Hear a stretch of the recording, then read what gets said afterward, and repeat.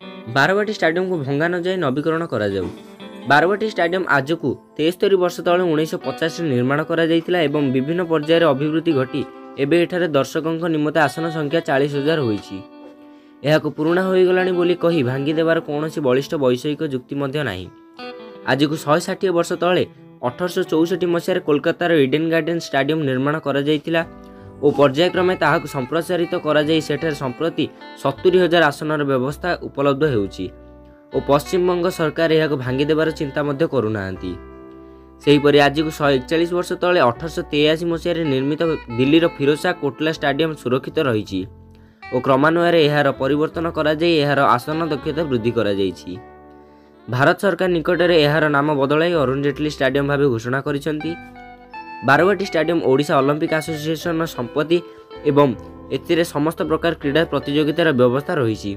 एबे एहाकु केवल एकचाटिया भाव में क्रिकेट उद्देश्य व्यवहार बा उपयोग कराइबा योजनार अधिकार किए और काहाकु देइछि ताहा ओडिशावासी पाखरे स्पष्ट करंतु सरकार। आमर दृढ़ दाबी केवल राजनीतिक हटचमट उद्देश्य कौनसी बलिष्ठ कारण और आवश्यक नथाई राज्य सरकार आम ऐतिह्य आम गौरव और आम परिचयर अन्यतम कीर्ति बारवाटी स्टाडियम को भांगी देवार चेष्टारू तुरंत निवृत्त रुहंतु। क्रीड़ा को उत्साहित करने कटक अन्य एक स्थान में अधिक आसन विशिष्ट नुआ एक स्टाडियम निर्माण करा जाऊ एवं बारवाटी को नहीं आम ऐतिह्य सुरक्षित रहू। सरकार क्रिकेट खेल को नहीं जो नुआ नुआ परिकल्पनार कथा सब कहते आमे सेगुड़ी कटकवासी पक्षर स्वागत करुछु।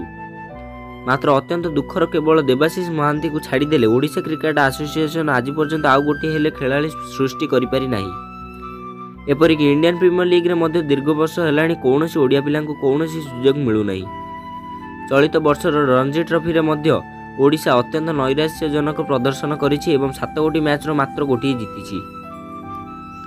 तेणु स्टाडियम को भंगा न जाए ओडिशार सबु प्रकार खेलर मान को समृद्ध करा जाऊ। क्रीड़ाविद मानक उपयुक्त सम्मान युव प्रतिभा मानकर दक्षता विकास निमंते परिवेश और भित्तिभूमि सदृढ़ करा जाऊ बोली आयोजित सांबादिक सम्मेलन में राज्य सरकार को निवेदन करिसेंती बारवाटी कटक विधायक मोहम्मद मुकीम। कटक महेश पात्र रिपोर्ट ओडिशा प्लस।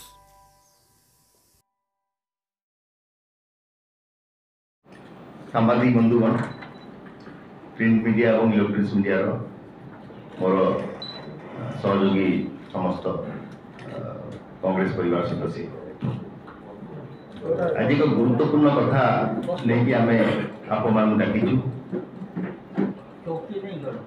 जे ओडिशार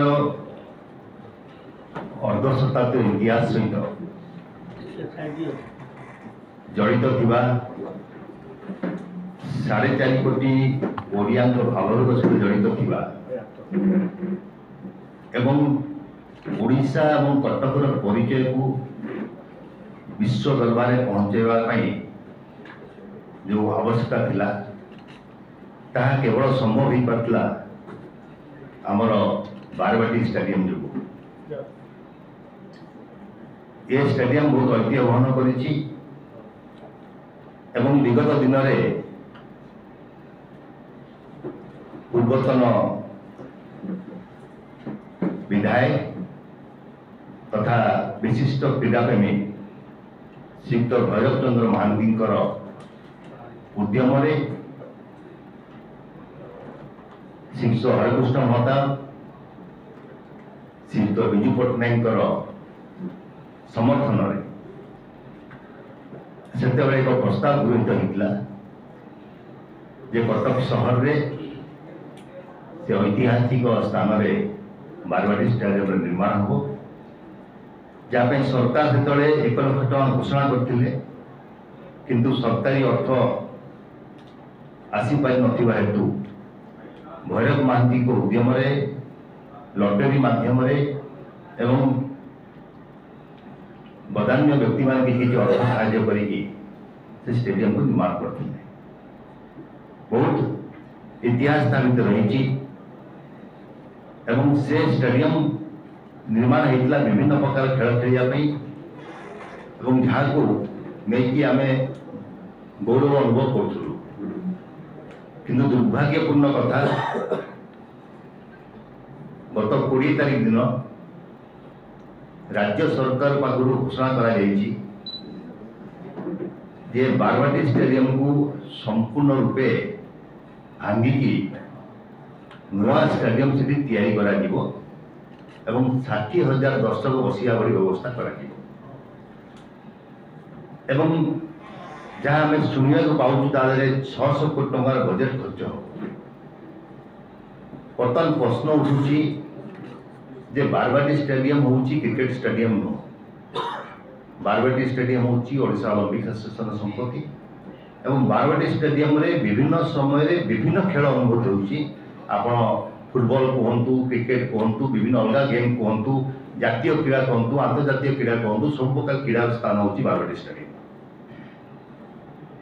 लक्ष लक्ष क्रीड़ा प्रेमी भाव प्राथमिक जड़ित अच्छी से सृष्टि होती।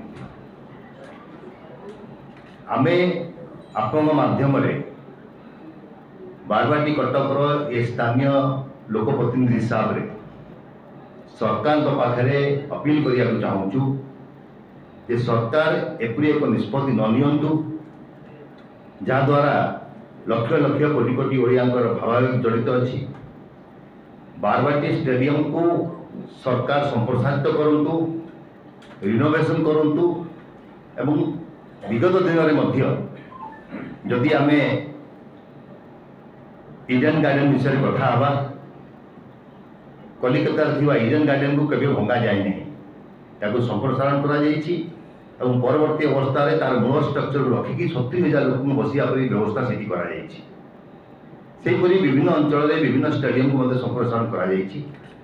आम अनुरोध करूँ सरकार को जे जदि सरकार खेलर उन्नतीकरण चाहूँगी ताहले कटक एक अन्य स्थान रे कटक एक्सपेंशन होउची, त्रिशूलिया नहीं भुवनेश्वर पर्यंत विभिन्न स्थान रे डेवलपमेंट होउची।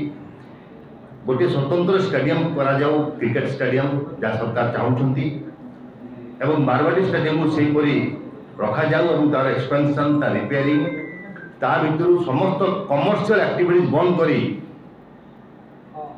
दुकान बाजार बाहाघर मतघर बंद करी संपूर्ण रूपे क्रीड़ा विनियोग करा जाऊ एवं ताकू भंगा न जाऊ। जदि कौन सी पदक्षेप एमती सरकार नियंत्रित भांगियापाई तापाई सरकार दायी रहिबे।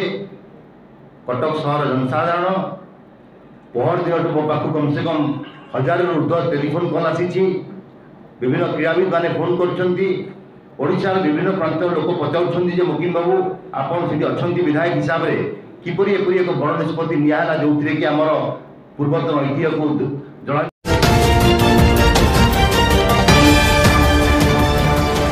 ओडिशा प्लस खबर ही।